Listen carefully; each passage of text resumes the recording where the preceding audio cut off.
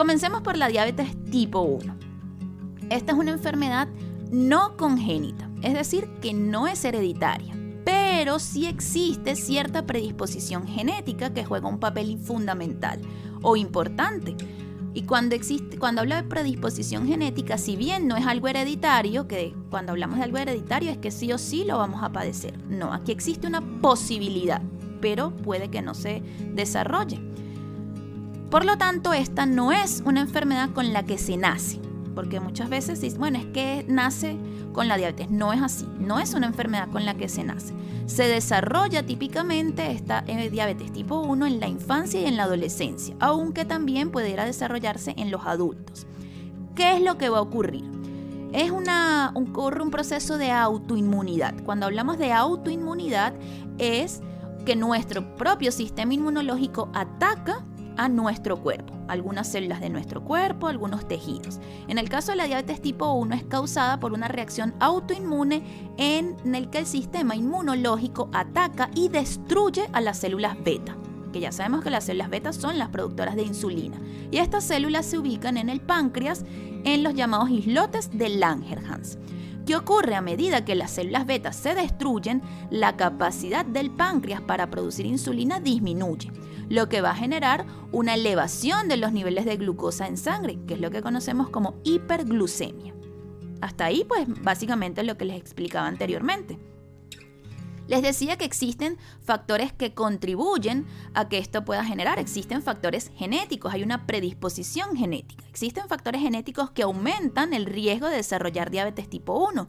Las personas con antecedentes familiares de diabetes tipo 1 tienen un mayor riesgo de desarrollar la enfermedad, aunque la mayoría de los individuos con antecedentes familiares no llegan a desarrollar la diabetes tipo 1. Existen además factores ambientales.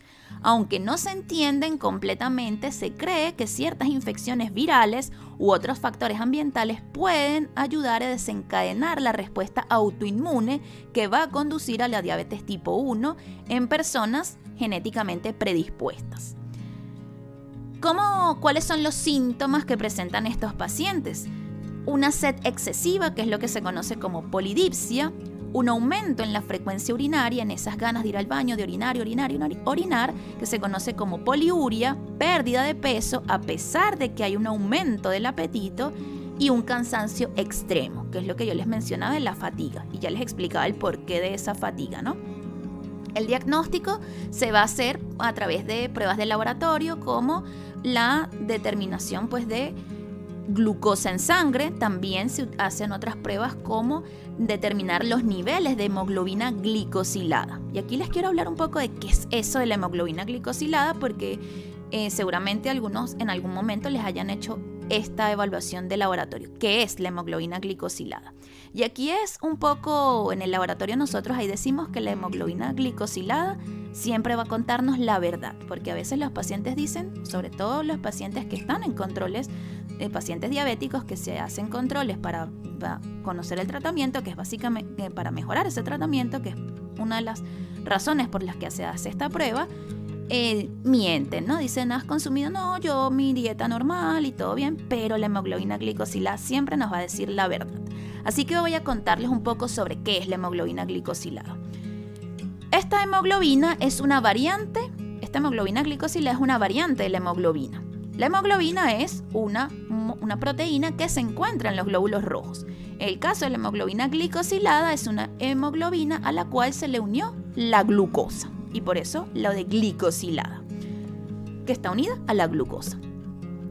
Es decir, que esto está en los glóbulos rojos, porque la hemoglobina está en los glóbulos rojos, y sabemos que, la hemoglobina es una proteína que se encarga del transporte de oxígeno a los tejidos. La formación de esta hemoglobina glicosilada es un proceso irreversible. Es decir, una vez que la glucosa se une a la hemoglobina y se forma la hemoglobina glicosilada, no hay nadie que retroceda este proceso. Esto queda así. Entonces, la cantidad de hemoglobina glicosilada en sangre refleja los niveles promedios de glucosa en sangre durante un periodo prolongado. Porque, ¿qué pasa? Los niveles de glucosa en sangre, la glucosa es bastante inestable, la glucosa libre es bastante inestable, pero cuando consumimos grandes cantidades de azúcar o de glucosa, pues como la glucosa libre es inestable, esa glucosa se va a ir uniendo a la hemoglobina glicosilada. Y por eso es que la hemoglobina glicosilada nos dice la verdad de cuánta glucosa realmente ustedes consumen. Ahí nos da un promedio de la realidad de la glucosa que está circulando. Si bien no es una glucosa que está libre, es una glucosa que se consumió. La hemoglobina glicosilada es mucho más estable que la glucosa libre, por lo que la cantidad en el torrente sanguíneo va a reflejar el promedio de niveles de glucosa durante la vida útil de los glóbulos rojos. Y los glóbulos rojos viven aproximadamente 120 días. Así que vean que no nos van a poder engañar. La hemoglobina glicosilada se utiliza para evaluar el control de la glucosa en sangre durante un periodo de aproximadamente 2 a 3 meses, proporcionando pues una visión general del control glucémico a largo plazo, en comparación con las mediciones diarias de glucosa, porque las mediciones diarias de glucosa, cuando medimos directamente glucosa en sangre, es la glucosa que está circulando en ese momento, la glucosa libre, pero la glucosa que se une a la hemoglobina glicosilada no se determina en esa medición de glucosa. Entonces, para saber cómo en promedio cuál es la cantidad de glucosa que en general circula, pues la hemoglobina glicosilada nos da esa información que no es solamente de lo que se consumió ese día, sino de lo que se ha venido consumiendo a lo largo de los días y de los meses. ¿Cuál es el objetivo de determinar esto? Bueno, los niveles de hemoglobina glicosilada se utilizan para ajustar los tratamientos de los pacientes diabéticos, para establecer objetivos de control glucémico, y los objetivos típicos pueden variar según las necesidades de cada individuo. Por supuesto, esto se va ajustando, depende del paciente. Otra de las pruebas de laboratorio que se hacen para determinar la diabetes son pruebas de anticuerpos en la diabetes tipo 1. Recuerden que estamos hablando de diabetes tipo 1. Se detectan anticuerpos específicos contra las células beta y ahí se puede determinar, que efectivamente hay una enfermedad autoinmune donde están siendo atacadas las células beta, y ahí se puede ir concluyendo que se trata de una diabetes tipo 1. Vamos a hablar ahora de la diabetes tipo 2. El principal problema en este caso no es la ausencia completa de insulina, sino la resistencia a la insulina y en etapas avanzadas una deficiencia relativa de insulina. Aquí lo que pasa es diferente. Si bien igual es diabetes, pero vean que es tipo 2, es distinto. En la diabetes tipo 1 hablamos de un problema de autoinmunidad, donde hay una destrucción de las células que producen insulina. Aquí lo que ocurre no es eso. ¿Qué es lo que va a ocurrir aquí? Bueno, en la diabetes tipo 2, las células del cuerpo, especialmente el hígado, los músculos y el tejido adiposo, se vuelven menos sensibles a la acción de la insulina.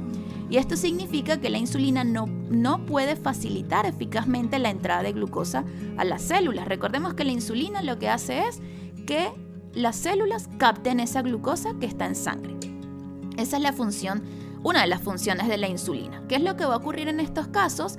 Pues que eso no se va a dar. La producción de insulina va a estar bien. En nuestro páncreas está produciendo la insulina necesaria. Pero ¿qué pasa cuando la insulina llega a los tejidos, como el hígado, los músculos o el tejido adiposo, y les indica, mira, es momento de que den entrada a esta glucosa? Pues es como si los tejidos no le prestaran ninguna atención. ¿Y cómo va a ocurrir esto? Por diferentes mecanismos. Uno de estos mecanismos por una disfunción en los receptores. Los receptores de insulina en las células pueden estar dañados o alterados, reduciendo la eficacia de la insulina. ¿Qué pasa? Llega la insulina a los tejidos que les mencioné y los receptores a los que se une esta insulina o no sirven, están malos o están alterados. Entonces allí, pues obviamente no hay nadie que reconozca la insulina y en ningún momento la célula ni se va a enterar que la insulina está allí diciéndole que haga nada, porque no es capaz de unirse a su receptor o se une de forma errada. Por lo tanto, la insulina no puede trabajar. Y por eso hablamos de una reducción en la eficacia de esa insulina, o una ineficacia básicamente de la insulina. Ese es uno de los mecanismos o una de las cosas que ocurre. También puede ocurrir una alteración en las vías de señalización. ¿Y qué son las vías de señalización? Bueno, les explico brevemente. En nuestro cuerpo todo lo que ocurre, todas las funciones metabólicas, en este caso la función que cumple la insulina de unirse al receptor y de generar esa señal para que las células capten la glucosa, eso va a involucrar una cantidad de reacciones químicas. Eso es lo que se llama vías de señalización, porque no es tan sencillo como que la insulina se une al receptor. Eso es el primer paso, que la insulina se une al receptor. Y es lo que hablamos de ese primer daño. Si el receptor está dañado, pues la insulina no se va a unir. Pero hay casos en donde el receptor sigue funcional, la insulina se une y el problema va a venir después, en lo que ocurre dentro de la célula, en esa cadena de reacciones químicas, que es lo que se conoce como vías de señalización. En condiciones normales, pues se une la insulina al receptor, se genera esa cadena de reacciones químicas y se va a enviar una señal a la célula para decir, abre las puertas y deja entrar a la glucosa. Básicamente, eso es lo que ocurre en condiciones normales. Pero en estos casos lo que va a ocurrir es que se va a unir la insulina a su receptor, pero esa cadena de reacciones químicas en algún punto va a fallar. Por lo tanto, no se va a enviar la señal de que abramos las puertas y dejemos entrar a la glucosa. Y allí viene el problema, porque no se va a captar la glucosa. Por más de que la insulina se unió al receptor, todas las cadenas de reacciones químicas no enviaron la señal necesaria, así que las puertas de entrada de la glucosa siguen cerradas en la célula. Eso es básicamente lo que ocurre. Hay dos daños que pueden ocurrir, o daño del receptor o daño en esas vías de señalización. Por lo tanto, el problema aquí no va a ser la insulina o la cantidad de insulina o la producción de insulina. El problema va a ser que, por más de que hay insulina, los tejidos que deben permitir su entrada a la célula no lo hacen. Como consecuencia, ¿qué es lo que vamos a tener? Que la glucosa pues no va a ser absorbida de manera eficiente en las células y vamos a tener niveles elevados de glucosa en sangre, lo que se conoce como una hiperglucemia. ¿Por qué? Evidentemente, ¿no? Si la glucosa no está entrando a los tejidos, pues se va quedando en circulación. ¿Qué es lo que va a ocurrir en una primera fase? En las primeras etapas de la diabetes tipo 2, el páncreas va a aumentar la producción de insulina. Y es lógico, ¿no? ¿Por qué? ¿Por qué es lógico pensar eso? Bueno, porque si estamos diciendo que el tejido no es capaz de captar la glucosa, aunque la insulina está ahí diciendo, mira, vamos, abre las puerticas, y no las abre, ¿qué sucede? El páncreas, el sistema, nuestro cuerpo, interpreta eso como que, mira, hay grandes concentraciones de glucosa en sangre. ¿Qué pasa? Debe ser que no hay producción de insulina suficiente. Vamos a producir más insulina para que se vaya a almacenar. Eso es lo que ocurre en una fase inicial. Entonces, ¿qué ocurre? Un aumento en la producción de insulina para compensar esa resistencia a la insulina y mantener o tratar de mantener los niveles de glucosa en sangre dentro de un rango relativamente normal. Eso es lo que ocurre en la primera etapa. Inicialmente, pues el páncreas puede producir más insulina para superar esa resistencia y manejar o lograr controlar los niveles de glucosa en sangre. Esto puede llevar a mantener unos niveles de glucosa dentro de un rango bastante aceptable, pero puede llevar a una sobrecarga adicional del páncreas. ¿Por qué? Porque estamos poniendo a trabajar esas células beta más de la cuenta. Si ellas ya bien producen la cantidad de insulina necesaria, al recibir la señal de que, mira, los tejidos no están captando la glucosa, produce más insulina, pues empiezan a producir más de la cuenta. Entonces las estamos sometiendo a un estrés y a un trabajo exacerbado, ¿no? De lo que ellas deberían hacer. Y esto pues va a hacer que la enfermedad continúe evolucionando si no se logra resolver el problema. Y a lo largo del tiempo, la constante sobreproducción de insulina y el estrés crónico al que están sometidas estas células beta, pues van a ir generando daños.